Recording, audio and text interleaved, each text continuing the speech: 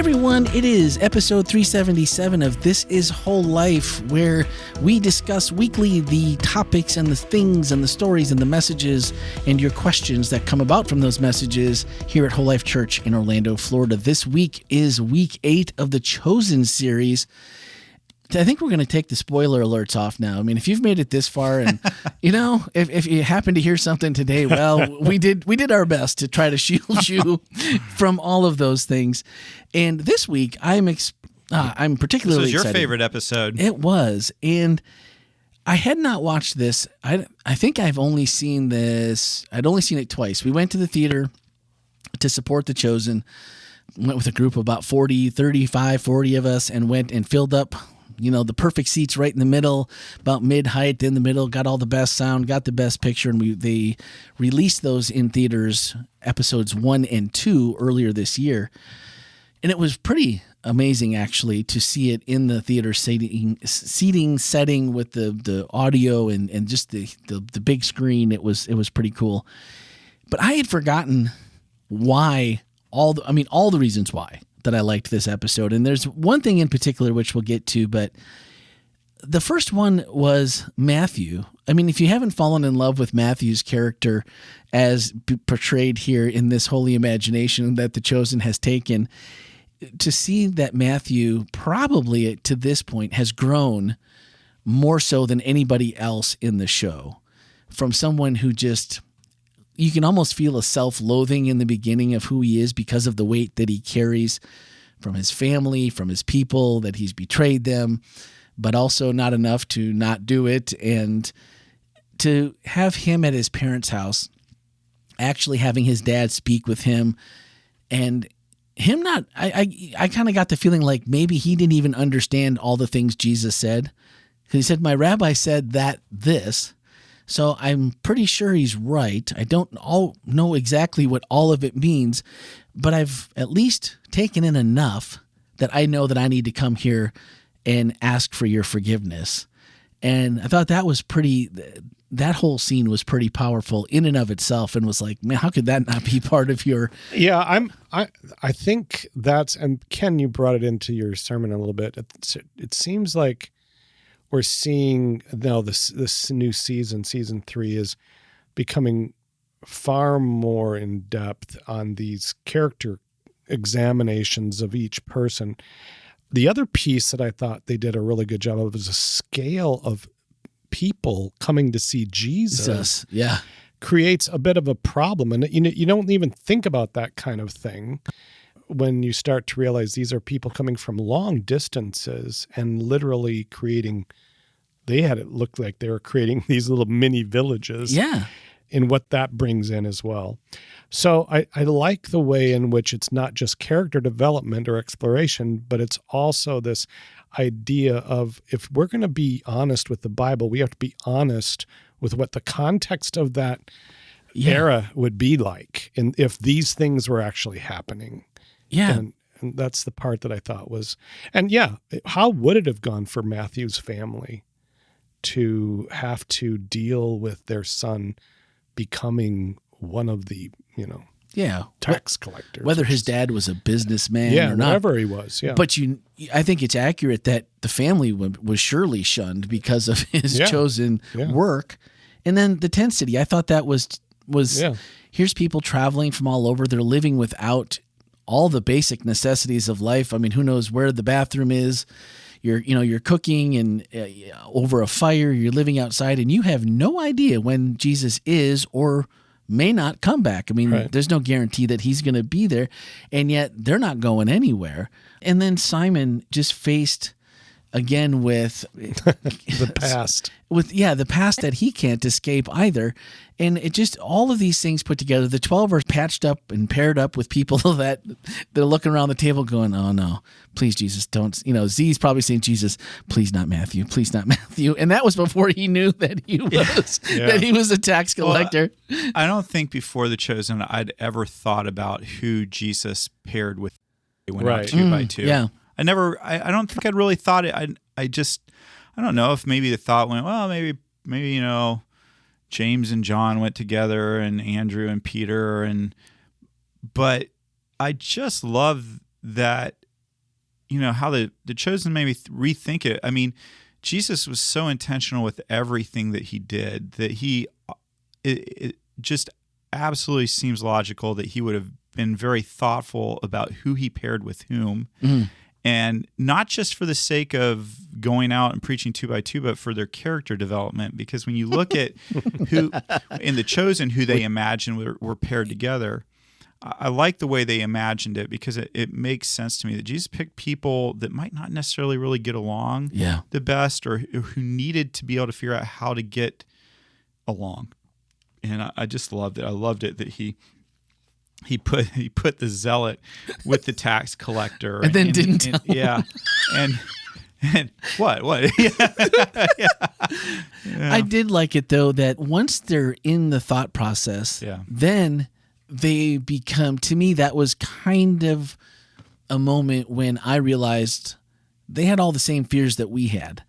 They'd been hanging out with Jesus already for a while, but they had the same fears. Like, what am I supposed to say? I have anything you've heard me say before. And I'm like, well, I wouldn't go around, as much as I enjoy Ken's preaching, and I believe that the things that Ken says are true, and I think they come from a good place in the heart, and they come from the great place of the Bible, and they're applicable, they're all those things. There's a lot of things that I wouldn't be comfortable saying because I'm not confident in that area like Ken is, and to think that, well, yeah, if you've heard me say it, go out and do it, and all right. I feel a little bit hurt right now, Randy. I'm not going to lie. Well, because I wouldn't. Given our earlier conversation, I feel very disappointed that you wouldn't be going out and sharing my views and thoughts on things. No, if I heard you say it in the course of even a message or a sermon. Now, the other stuff I'm pretty much on board with. I mean, just because we disagree, I would definitely share those. No, I'm just kidding. No, but we had a great talk on politics earlier, guys. We didn't record, and you're never going to hear. But anyway, but seriously, how do you take somebody else's words that you know to be true, and maybe that you even agree with them, but I don't speak like Ken, and when Ken speaks, he's got this down, and I'm sure it had to be the same for the disciples when you sit and listen and go, I'm not sure all of what I just heard, but I like it, and it feels right, and now I know that I'm following the Messiah. But you want me to say what you said? That's like putting a load on. But who's to say you're not doing it right now? I wouldn't think of it that way, though. Well, I think that's a lot of people think. Yeah. But I do think that that what Jesus was asking these disciples to do was to go out and communicate with people the way in which those days people communicated with people. Yeah. Sometimes it's just literally setting up a box in the middle of a street, so to speak. But we have different types of platforms today, and I don't think Jesus is any. I love what we talked about in the sermon this last week. There's lots of ways. I mean, good grief, we have actually more ways in the last 20 years. Yeah, absolutely. Just from social media.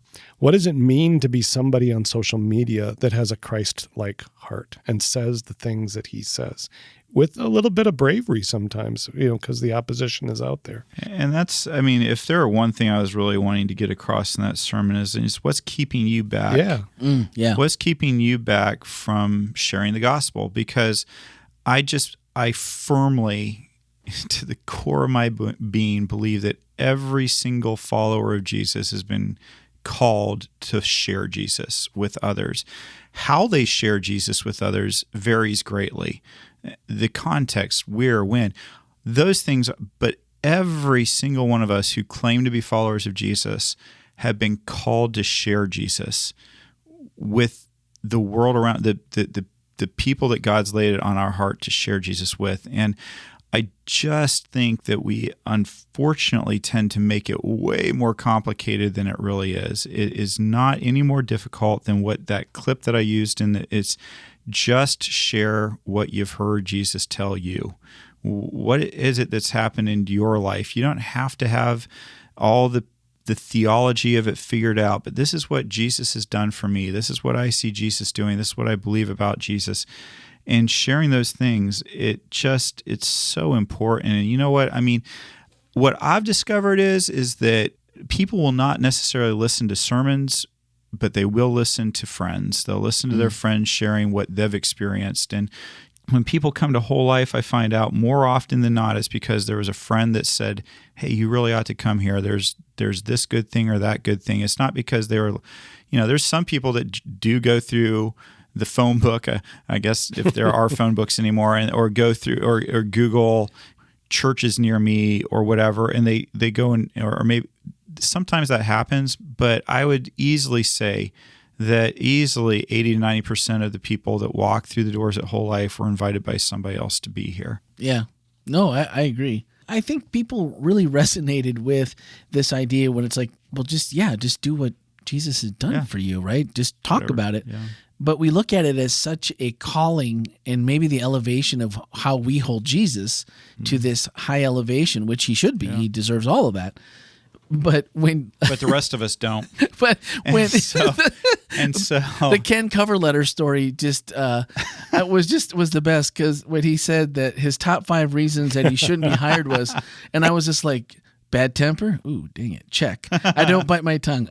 Check. Anti-authoritarian. Check. Things in my past I'm not proud of. Check. And he's like, there was at least one more. And I'm like, I won't fill in the blank because I don't want to admit to anymore. But the reason that we don't do it, and I think this is the larger problem, at least for me, as my church journey has grown over the years, is that we don't have somebody up front that is willing to say, for fear of either people thinking poorly of them, maybe it's their job, depending on what church they're in, but to actually admit that I'm not perfect. Putting on a jacket and a tie is a corporate structure kind of thing that somehow doesn't cleanse you of all unrighteousness, and that pastors sin as well, and they're just part of our community. Like today we talked in staff, we're staff, and we try to guide and direct and lead our ministries and lead our church the best that we can, but at the end we're all still people that want to be here. And I think for most of us, it would be, probably all of us, this would be where we would go to church, or where we were in church before we were hired here. So I think it's a huge part of that is for us and for leadership to also say, we're not Jesus, and we don't claim to be. We're just here doing the best that we know how, and we're not perfect either. Yeah, it kind of hit me as you were saying that one of the things I genuinely believe about the staff that are here is that, if we weren't staff, we would be going to church here. If we were working in the Orlando community outside of working in denominational employment, this is where we'd be. And the reason I can say that with a lot of confidence is a lot of the people who have retired or moved on to other jobs still stay here and go to church here. Like I said, out of this sermon, I just wanted people to take away, it's important that we be authentic, and it's important for us to understand there just aren't perfect people out there. We all have an excuse for why we don't need to share Jesus, or why we're not qualified, or why we don't know the right thing to say, or we have this thing that's holding us back, or that thing that's holding us. We all have it, whether we're pastors or not pastors. I mean, I often joke with people that the whole reason I became a pastor is because God knew that's what he had to do for me to help me out. It was more for me than it was for anybody else. And I hope that through the process that I'm helpful to other people, but I just often feel like that being a pastor was about me being closer to Jesus, and I'm grateful. I had to make the decision to trust Jesus with that and go that route, because that's where I heard him calling. And that was the other thing that I really wanted people to take out, because I often, you hear the pastor, I don't want to be a pastor or whatever, and then God called me, so I'm doing it. And the other part I really wanted people to get out of this, being a pastor is not like the end-all be-all of following Jesus. I feel like when I was working in television news and when I was in radio, I was serving Jesus every bit as much as when I was here, or being a pastor. I'm blessed and love what I do as a pastor, but it's not the only place where Jesus followers make an impact for the kingdom. In fact, I think that, for those of you who work in any profession, whether it's whatever it is, whether you consider it a lowly profession or whether you consider it some, a high profession, wherever you're at, if Jesus has called you there, that is just a completely worthwhile and in a ministry of its own. Just being a Christian in your workplace and sharing Christ in whatever way that Christ puts in front of you, that's ministry. And, sometimes that's just being the best accountant you can be, being honest with your numbers and putting in an honest day's work. Maybe you don't ever give a Bible study, but you live a life that exemplifies what it means to be honest and above board and whatever. That is a calling, and that is God. No, for sure. God wants to use you as his disciple in that profession. I think for me, what made me look back a little bit I've done a lot of different careers. It doesn't seem like it until you actually start looking at your resume, and then you look at the how do I get this all on one page? That resume before that one, because that's all on one page. Now you have another one. I'm into my third resume iteration since the beginning, and all of them are one-pagers. So I've done a lot of different things, and pastor technical title of pastor has never been one of them, but I have been asked to preach couple, maybe dozen times. And the thing that struck me when Ken was preaching this, and what he just said about being a pastor, is God can use you no matter what you're doing. There's some of the most impactful times are when you do exactly what you just said. You do your job, you do it well, you do it with integrity, and you do it with a smile on your face, and you treat everybody with respect, and people notice and go, why didn't you yell at them? Or why didn't you get upset when this person totally dumped on you in the meeting and you didn't even say anything? Or any one of those, and you have the door's open, you have a chance, and people go, you're different. What about me? What about you makes you different? And once they find out you've had that chance, the Holy Spirit's opened the door, you did what you were there to do, and now it's up to him or her to do what they're going to do. But the times that I've also been asked to preach, not every occasion, but I can think of two. The first time, some people came up afterwards and were like, I'm so glad you were the person bringing the message today. We brought someone that's never been to church before. They needed to hear this message, and you said exactly what they needed to hear.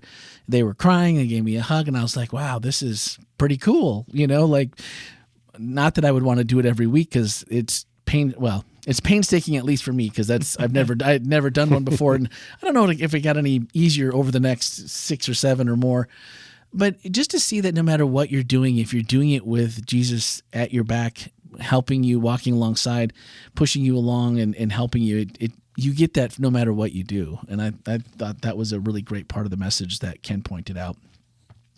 And then, of course, the real reason that just made me cry like a baby in the theater that I totally was not suspecting or expecting was the little James ending. Oh, yeah.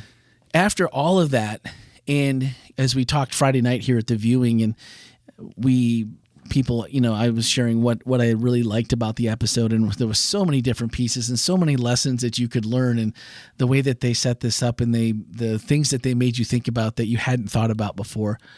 But when little James comes to this exchange, and yes, holy imagination, but I would love to believe that even if that didn't happen, that was the kind of exchange that Jesus had with his disciples when they brought serious questions to him one-on-one that we can't, obviously we don't know about them all. That'd be crazy, that there would just be so much information that we could learn about.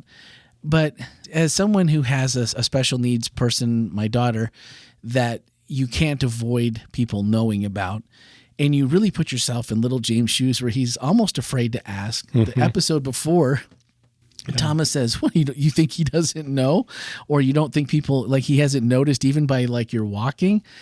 But it's just to hear Jesus say, "The Father and I trust you with this because, oh yeah, healing story. Wouldn't that be great? But that would be one of hundreds or thousands. But you trust enough to say and to follow and to claim the glory of God to everyone in spite of." And there's a power to that. And at first, I really didn't like that because it was just like after we had gotten her diagnosis, before it was an actual diagnosis by blood work, you get told, well, the ever famous and God must trust you a lot. Yeah, God knew exactly who she needed as parents. And you're just Right. like, I just come a little closer. Your throat's not nearly close enough to me. And bad thoughts happen and run through your mind, and you just hate all of it. You haven't had a chance to move into that. And then even later, when you kind of grasp it, we had an anointing service and we prayed for healing, and of course that didn't happen, and so kind of felt like that. And then even to this day, that there are people that just aren't ready to or don't know how to interact with. You still get looks, you get exclusion, you get all these different things that just break your heart as a parent. And then you think about this and go, if this is true, and I believe that the intent behind it is true, that Jesus and God do put trust in us to do things that we probably we can't do without them, but they know what we can handle. They've given us that. And when you look at that, all the struggle, and it just, sometimes it feels like you're on a teeter-totter and you never get to come down. But then this is like at the end when he comes back and he says, you're going to be healed. We're all going to be healed someday. Just a matter of time. It's just a matter of time. If that isn't something that, and again, that holy imagination or not, that just, in my journey, that one really solidified and just stuck with me, that on top of what I've already felt about just being what I've gone through and what I believe, that just made me love Jesus even more. Whether or not, like I said, that didn't happen that we know of. Obviously, that's something they created. But to feel like that would be something that Jesus absolutely would do, into how he would interact with someone like little James or like my Emily. And it was really weird this week, Facebook post from 9 years ago, where I was having maybe one of the worst days of my life as a father with IEPs, school, and I had written this long post, and I was a little angry with God, and I was a little angry with myself for not listening to God by the end of it. And this episode made me it just popped up in my feed as 9 years, and it wasn't lost on me that I think 9 years ago he'd already planted that in me. And that this episode just really brought that out and solidified my walk with Jesus has never been as good as it has started after that 9 years ago.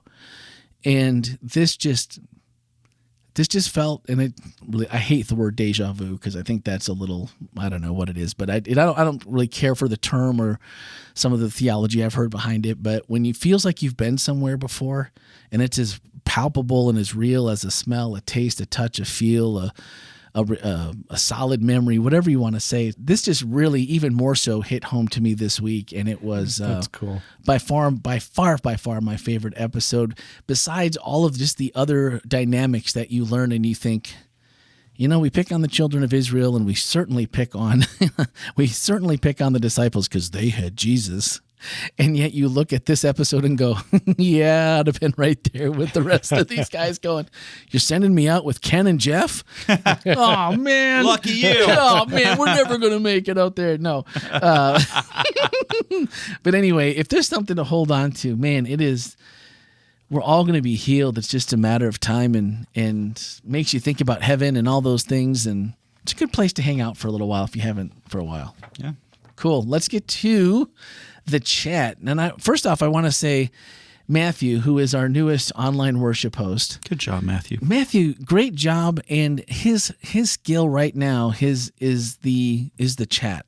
He's asking questions. He's creating conversation. Good. He's brewing questions. He's stirring the pot, getting everyone ready to go. He's a good guy. I think I can make this work, and we get some questions out of this. He's really brought a really nice connectedness to that. And so, Matthew, I know you're also one of our listeners here, so yeah. Yeah, he won't hear this till next week. So thank you a week after after the fact, Matthew. He stays a week behind just so it's kind of his thing. Kind of his thing. Gotcha. Amy, if you listen to, I think you listen to it on regular time. You can tell him early if you want, but otherwise, make him wait. Anyway, Ava was watching from Egypt during first service. Oh, very this cool, week. Ava.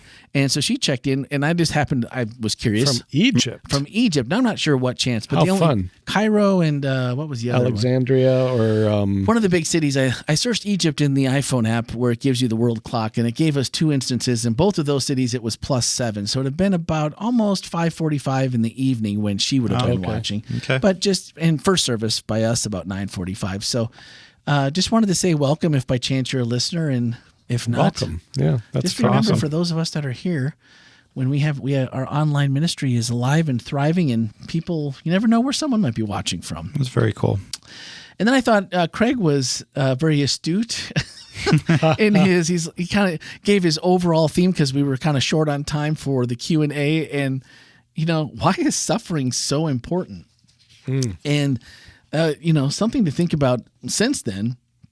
And he left us with a teaser, so we're going to tackle the teaser right away. Let's do it. Because I think it's well worth it. And this was from someone who logged in as Suffering Person.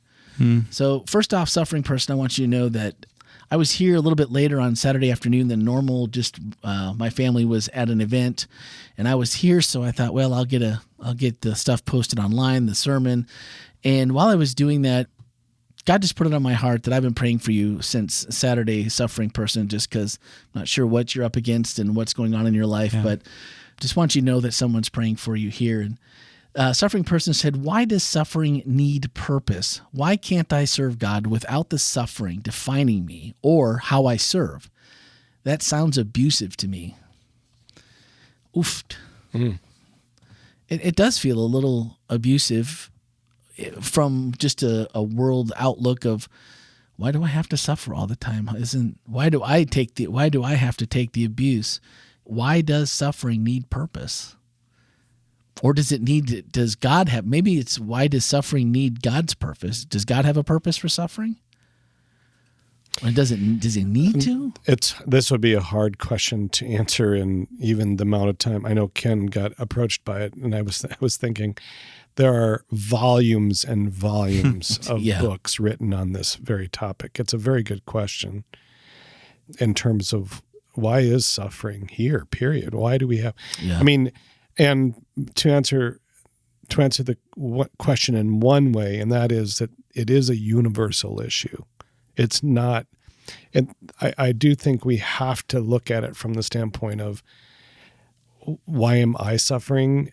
It needs to be saying, the one thing we can say is, why do we all suffer?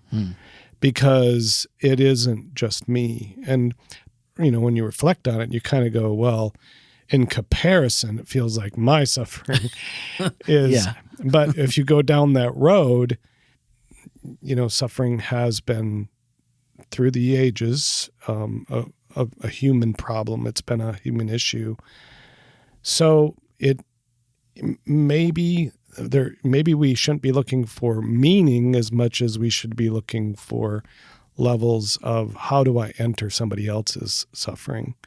And maybe that provides maybe that does provide somewhat of a pathway for me to enter into, in a sense, not just compassion, but in a way I can share in somebody else's misery or suffering. So defining you or how they serve, what you're saying, I think you're saying is, maybe we can take a little bit of that reactiveness and make it proactive and look for ways that we can maybe help ourselves as well, but someone else. Well, I think that's part of the conversation that Jesus is having with Simon. Oh, okay. Is that he's saying to you, and not that he was trying to bring some kind of positive affect to his problem, but he was trying to help Simon realize that, God trusts you. That's the word, by the way, you mentioned it, which was really cool. Yeah. There's a trust here. And when we can finally get to that point, and that's a hard point to get to. Yeah, no. I'm not saying it's meaning, or I'm not even saying it's a solution. I'm just saying, when we can get to that point where, in my suffering, I actually can find a way in which I can move into somebody else's life. And maybe that's meaning. Maybe that's just answering a call within my suffering. Yeah, I've been really thinking about why does suffering have to define us? I guess I just always go back to the fact that suffering wasn't part of the Garden of Eden. It wasn't part of I don't see it in Genesis as being a part of that perfect Eden experience where when God brings order out of the chaos during creation week, he creates perfection and there isn't suffering. So I don't see suffering as being something that God wants to be a part of our life. And yet sin somehow has created that suffering in our world. And somehow, at times, that suffering can produce character development. If you're a suffering person, and I don't know what you're hurting from, so I don't want to at all try to put a, rainbows and unicorns philosophy onto it's all good, you're going to be happy in the long run. Because, depending on how you're suffering, maybe you're not going to be particularly happy during life. Maybe there is a lot of hurt and pain there. For me, I look back at some of the times that have been the most painful in my life, and I don't ever want to go back to them. And yet, if I had the chance to erase them from my life, I wouldn't, because they've developed me as a person. And so, my temptation out of the box was to say, oh no, suffering doesn't define you. And yet, oftentimes suffering does define us, doesn't it? It defines the decisions we're going to make, the character we're going to choose to have, and what we're going to do with that suffering and that pain. Like I said, I don't wish suffering on anybody, but I also am, as I look back, grateful for some of the traumatic things that have happened in my life, because I don't think I would be as good of a pastor. I don't think I would be as good as a husband or a father if I hadn't gone through those experiences. And at the same time, I share those mistakes I've made in my life with my kids, hoping that they can avoid the suffering that I've been through my experience. So I know one thing, and it's, for me, this is one of those things where I believe it by faith. It's a Hebrews faith thing where I believe that God is good. I believe God is not sadistic, and I believe that God doesn't enjoy my suffering. And if you were to ask me to scientifically prove it, I think it'd be a little bit hard for me to do. And yet I do believe God is love, and I do believe that whatever suffering comes into my life, that God will walk with me in it. And I think it's interesting that Jesus was called the suffering servant, which I know that, the person who asked the question can say, well, why did Jesus have to suffer? That doesn't seem particularly pleasant or whatever. And again, there are volumes of books, and you have to find for you what resonates with you. And I can only speak to what resonates with me when it comes to suffering, and that may be different than what resonates with Randy or with Jeff when it comes to it. Randy, when you look at the suffering in your life, I don't know what makes it make sense to you and how you look at God because of it. I can only see it through the lens that I look through.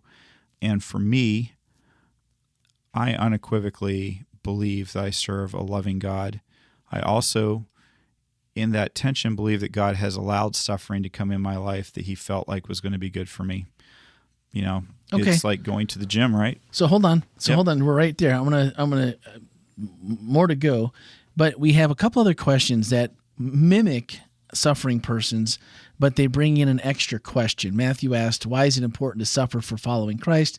What will this achieve?" But the real question at the end: why does he trust us with these struggles?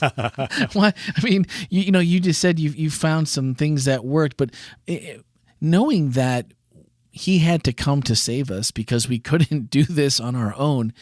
And knowing that these struggles were going to be difficult and monumental in some cases for some of us, but why trust us with it then? Or is he just saying, I'm not trusting you to work it out. I'm telling you, trust me to help you work it out. So I'll be honest. I don't think that I would. I mean, I have a cardiologist. A couple of 5 years ago, actually, this month. I went through a heart attack, and there was a lot that I had to change and a lot that I had to do. I'm not going to call it suffering because I think the pain was minimal comparatively speaking. When you think it was a massive heart attack, but it was not one that killed me, and so I'm thankful for that. Us too. It's yeah, but when I went to my doctor, I said, I trusted him. Yeah. Because of his level of science and understanding. But he didn't know, because like I said, I did suffer, but I'm not going to compare it to anybody else's suffering. But I remember going to somebody who had already had a widowmaker and already experienced the very same thing that I had gone through. And yes, talking with my doctor was one thing, but talking with them was a completely different level. Yeah. Because they understood what it was that I went through. And I think sometimes, maybe if nothing else, it qualifies us to give some sort of understanding to people who are on these journeys of suffering that can last sometimes decades. And, it's just a hard thing. So, whether you're a cancer survivor, sometimes we have, I have, her well, and we have relatives, we have friends, we have people who have gone through some pretty immense levels of suffering, treatments, and so forth. And who do we send? We don't send people who are they don't send me. They don't send people that are counseling people for, anxiety and depression. They send people that have gone through it. Sure. So I do think that there is that level of.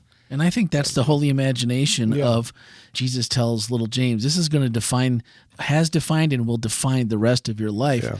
Maybe there's some truth to that part where once you've walked a mile in someone's shoes. In my aunt's memorial last weekend, 2 weekends ago, I was in Wisconsin, and a cousin that I haven't seen for years. Both of us have struggled with alcohol addiction in our past. Yeah. And he had no idea because he sees pictures of. Once social media came about, I was already pretty much past that. And you see the part where Randy's at church, Randy's doing this, and he said, I would have never, ever, because we just didn't live close enough or have that close of a relationship for him to know that. And then to compare notes as to how you make it through, right? What worked? What do you still do when you have that? You have those days where you're like, could stop ABC's on the way home, and it would be just that easy. And I think you're right. I think that it was comforting, even though it was a great weekend. Saw lots of people I hadn't seen for 20 years or more.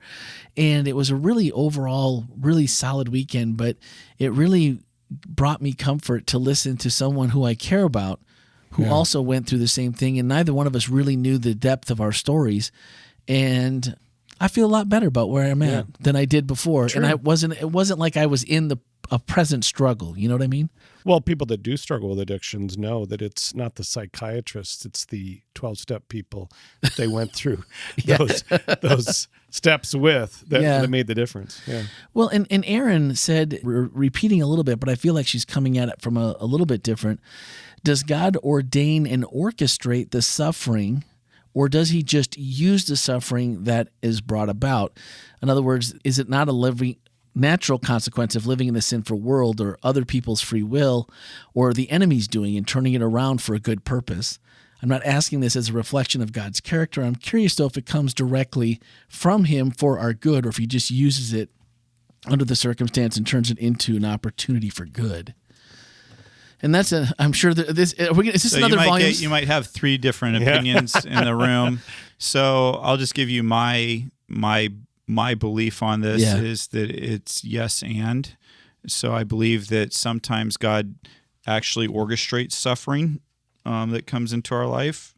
And I believe that there are times where he uses suffering that's come into our life. So that would probably be where I would say some things, because it seems like when you think about the story of Joseph, he orchestrates some of the suffering that Joseph says that don't blame yourselves, my brothers. God orchestrated this. So to me, it's hard to escape that there seems to be places in the Bible where God does allow there to be suffering, but I don't believe that all suffering, like the suffering that Job experiences, clearly came from Satan, although God allowed it.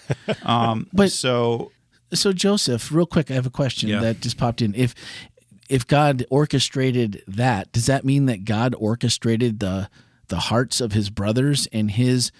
I mean, Joseph was a narcissist, a little narcissistic with his dreams and lording it over his brothers.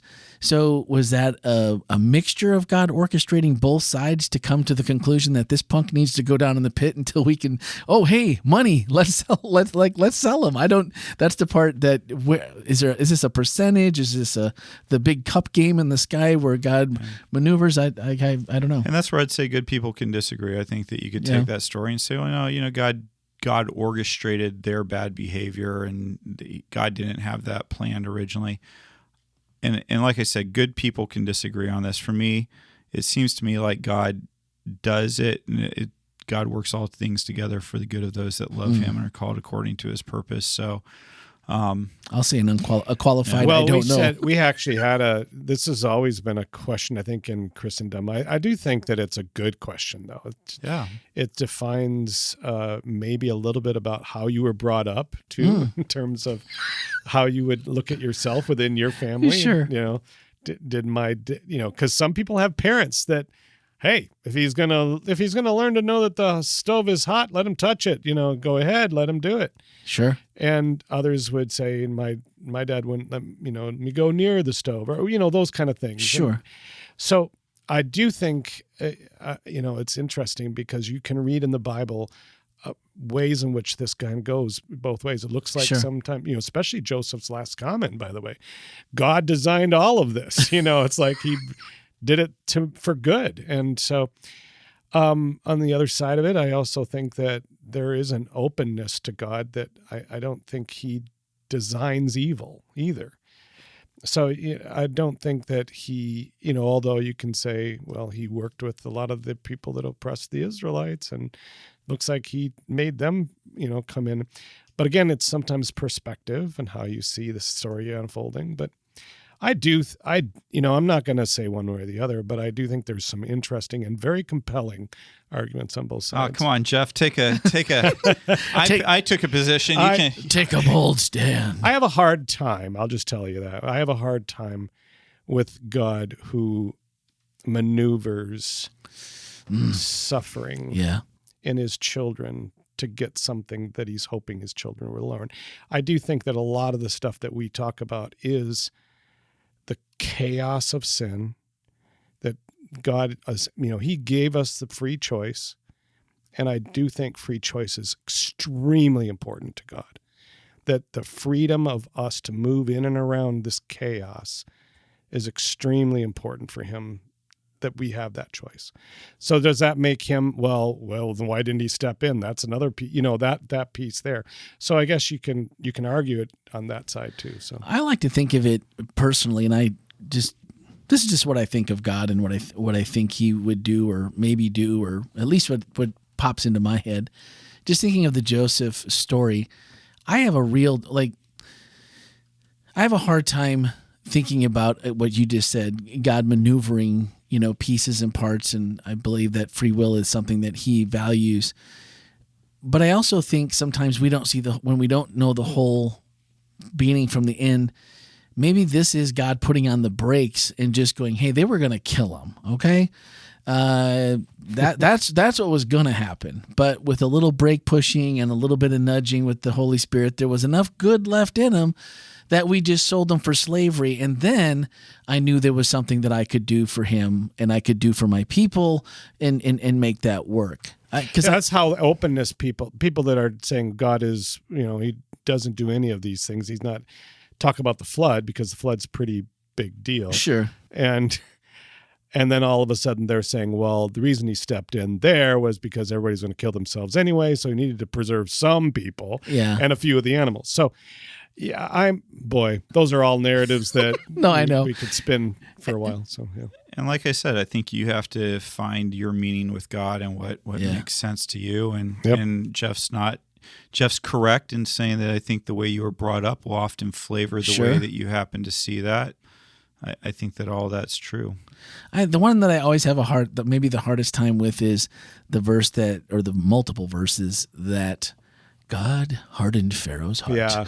That one just is always like, well, he might make the right decision, but I think I should harden his heart again and make sure he makes the decision I need him to. We got locusts already on the way. I can't stop him now. They released him. What am I supposed to do? And that's how I always get stuck on that one and think, I'm not sure how that one works, but God does, and I guess I'll leave it at that and know that whatever it was supposed to be. But all right, wrapping up, of course, we always have the level-headed and lovely T-Cinco.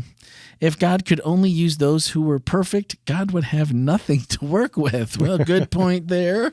We'll go ahead and agree. And Nashville Tim 2. I'm a little disappointed that the Orlandolorian has been put to bed. What? Yeah, or Nashville Tim 2. Unless there's an impasta among us, Tim, let us know.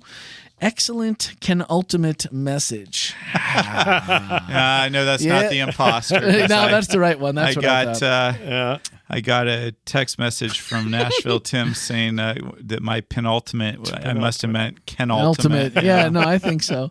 And then finally, Trifina, which it's always good to see Trifina in the comments. And she said, the Chosen's version is the best I have seen for unhealed afflictions, the little James scene. But are we even qualified to say that to someone? We are not Jesus. Probably not. As you're going through, your own set of difficulties, whatever those are. And sometimes it makes us feel like, well, they'll understand more if they think I've been through something. And it's like, that's not usually a good idea.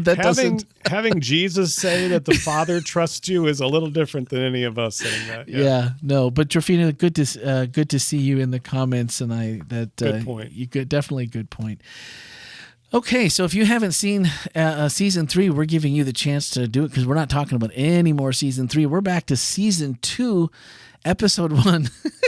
And this is like total classic Chosen, and it's thunder. If you can only imagine where the thunder might come from, or where it might be being called from, and on who, and for what, and for when, and all that good stuff. We don't have to guess very long, do we? Not too much.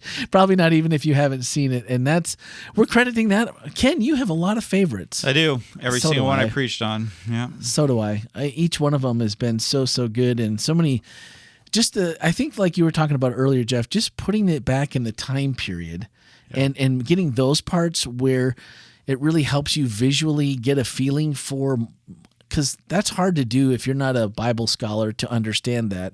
When you read the Bible, you can read what happened, but it just gives it such a deeper flavor and context that even though that the holy imagination parts aren't biblical, it really sets a tone for those parts when they do get to those parts which are biblical, that you get an idea of, wow, that was a lot bigger deal than I thought it would have been. Yeah. I actually, it's not just the holy imagination piece. I really appreciate the research that has been gone into these things for those imaginative narratives. Yeah, they're not just making things up on a whim. I mean, they've got a pretty good group of people. A lot of their behind-the-scenes stuff, if you go to thechosen.tv, they have behind-the-scenes on a ton of the background that they do and the people that speak into those scenarios. Yeah. So to know that they're trying to be as accurate about the what could be's as possible to give you and to connect the story. So that's pretty cool. All right. Much as I hate to say it, Ken, last week, this is it. It's over. Yeah. I don't know what we're going to do after this, honestly. We'll carry on somehow. I know, but I'm more than a little disappointed that it seems like, are we going to do, at first I thought more than a little disappointed we only did 9 weeks. I know, but at the beginning I was like, man, I think he bit off more than 9. What are we going to talk about for 9 episodes of The Chosen? And now I'm You think about that of me a lot, don't you? Because I think well, I feel never like know there's where you're been- going for sure, because you always have a little extra twist in there. I bet you're looking forward to my 7 Churches of Revelation series. Where could he be going there? Well, now To Turkey. That's where we're going. can I be honest? Yeah. I know little. My knowledge of Revelation. My 17-year-old is like a Revelation freak. She when she was in like 3rd grade, I'm like, "What are you reading?" Revelation. And I'm like, "Why?" She's like, "It's interesting. Have you ever read Revelation?" I'm like, "Well, I have, but I didn't find it that interesting." And to her, it's like, so I'm sure she's excited about that. And I'm a little excited because I feel like I'm going to learn things that I really don't know very much about, because it's just not some place that I go and hang out with in the Bible that often. I don't choose the Revelation reading plans when I go into the Revelation. Let's skip past that one. Well, we'll start you off easy with the 7 Churches of Revelation. Next, maybe next 2024, we'll move you into some of the more. I mean, I've been to Revelation seminars, but I'm looking forward to this. All right, let's just say that. We'll do that. All right, this You know week. what else we're looking forward to? What else? Jeff preaching. What? Oh, that's right. Oh, that's right after this series. Labor Day weekend. Really? Yeah. So it's this week. It is season 2, episode It's the 1. finale. Of Thunder. So it's the finale this coming Finale. Sabbath, and then There's after a that, standalone. Then that's you. Yeah. All right, so we've got this to look forward to. If you can't make it on Friday night last week, and if you missed me last week, so you had your chance. That ship has sailed, although I might be here on Friday night. You never know, just to make the last night.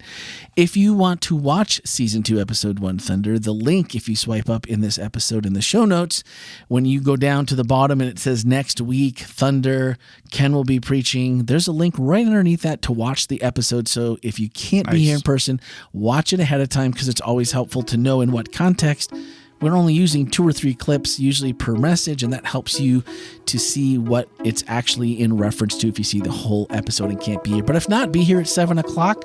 We are on 3rd floor. Come in the lobby right in the middle of the room. Take the elevator to floor 3, and you'll be around the corner from us, and you'll smell the popcorn when you get the door open, and you'll know where to go from there. So that shall do it for this week. Hope to see you on Friday night. But in the meantime, everyone, have a great week.